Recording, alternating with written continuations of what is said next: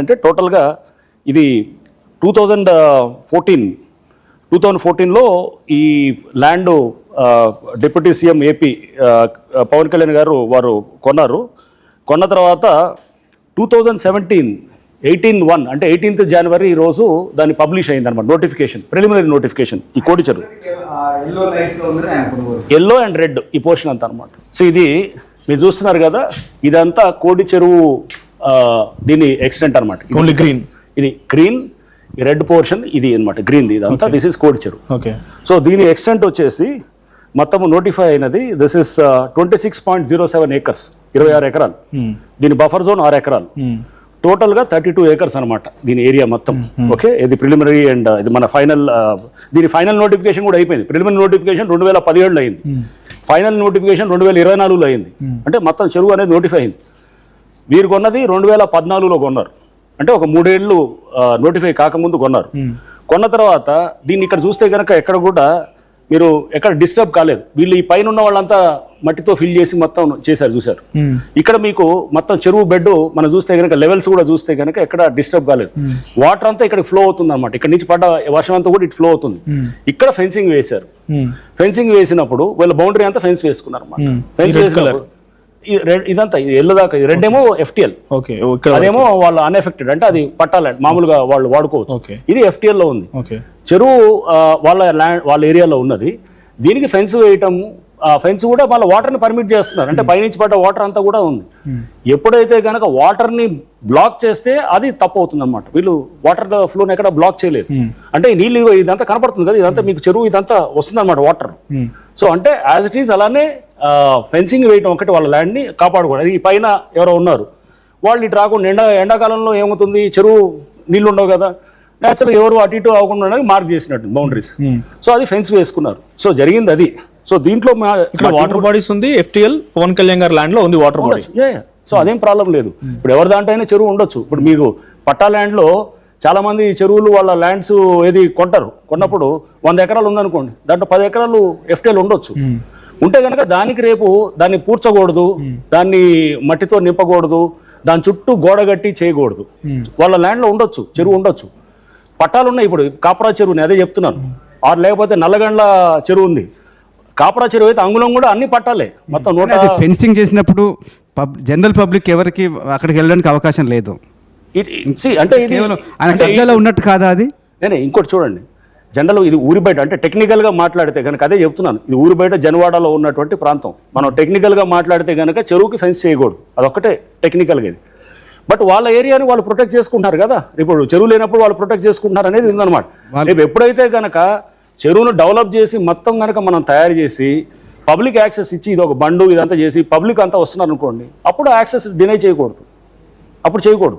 ఇప్పుడు కూడా వాళ్ళు ఏంటంటే వాళ్ళ ప్రైవేట్ పట్టా, ఇది ప్రైవేట్ ల్యాండ్, ఇది ప్రైవేట్ ల్యాండ్. దాంట్లో ఇది ఈయన ప్రైవేట్ ల్యాండ్, ఎవరో పైన ఉన్న ఈయన ప్రైవేట్ ల్యాండ్, అంటే దాని పట్టా కొనుక్కున్నాడు అతను. రేపు ఇతను చెరువు డెవలప్ చేసామనుకోండి, ఇక్కడ చెరువు అంటే మనం హైడ్రా ఢిల్లీ లేక్ డెవలప్ చేస్తే వీళ్ళందరూ TDRకి ఇస్తారు, వీళ్ళందరికీ TDR పట్టా ఇస్తారనమాట. ఇచ్చి వాళ్ళకి క్లెయిమ్ చేసుకుంటారు. ఆ FTLలో పట్టా రావటం కానీ ఫెన్సింగ్ వేయటం కానీ ఇల్లీగలా కాదా? నేనే FTLలో పట్టా రావటం ఇల్లీగల్ కాదు. నెంబర్ 1, ఫెన్సింగ్ వేయటం వాటర్ ఫ్లోని అబ్స్ట్రక్ట్ చేస్తే ఇల్లీగల్. ఫెన్సింగ్ వరకు అనేది అది యాక్చువల్గా అది వేయకుండా ఉంటే ఇంకా మంచిగా ఉండేది. బట్ ఆయన ఏంటంటే వీళ్ళు దీనికి ఏది అంటే మా నార్త్ నుంచి మాకు పైనుంచి వచ్చేవాళ్ళు అబ్స్ట్రక్ట్ చేయడానికి, అంటే ఒక ఏరియాలో ఇప్పుడు చెరువు ఉండొచ్చు, ఫార్మ్స్ ఎట్లుంటే 100 ఎకరాలు ఉందనుకోండి, 200 ఎకరాలు ఉందనుకోండి, దాంట్లో ఒక 6 ఎకరాల కుంట ఉన్నది.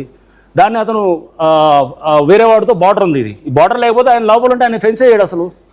ఆయనదే ఇక్కడ దాకా ఉందనుకోండి, ఏరియా అంతా ఆయనదే ఉందనుకోండి, ఫెన్స్ వేయడు కదా, సింపుల్ అది. ఇప్పుడు ఇదే పవన్ కళ్యాణ్ గారి ల్యాండ్ అనుకోండి, మొత్తం ఆయన ఫెన్స్ వేసి తెలుసుకుంటాడు, వదిలేస్తాడు.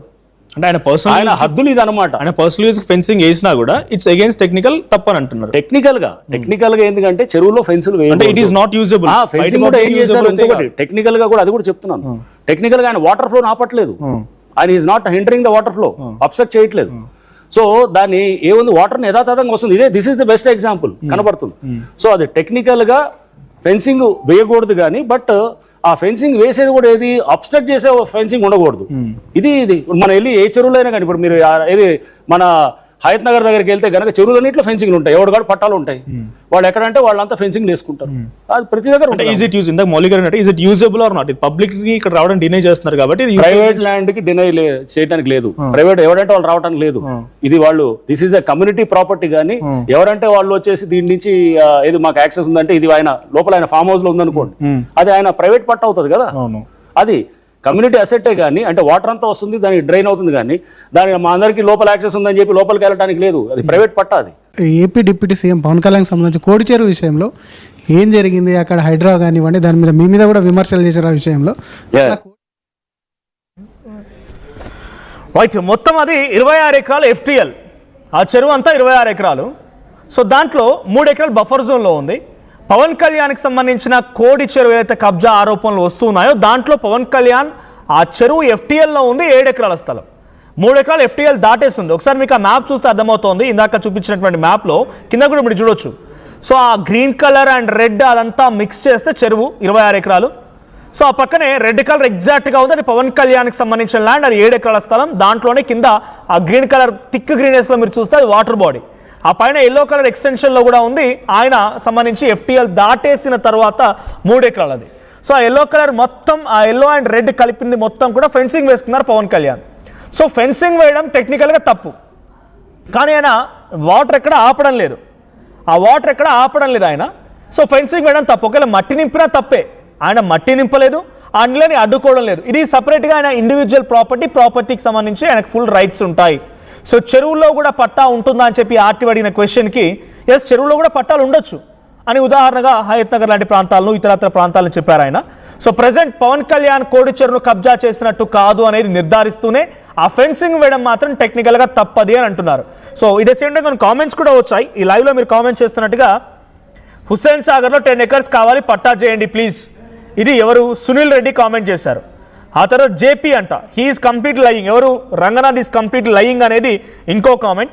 సో తర్వాత ఇలా కామెంట్స్ వస్తూనే ఉన్నాయి. సో మీకేమనిపించింది కామెంట్ చేయండి. పవన్ కళ్యాణ్ ఈ హైడ్రా కమిషనర్ రంగనాథ్ చెప్తున్నట్టుగా పవన్ కళ్యాణ్ కోడి చెరువును కబ్జా చేయలేదు, కానీ ఫెన్సింగ్ వేసేందుకు తప్పు. మీకేమనిపించింది? మీరు నమ్ముతున్నారా? సో మీ అభిప్రాయం ఏంటి కామెంట్ చేయండి.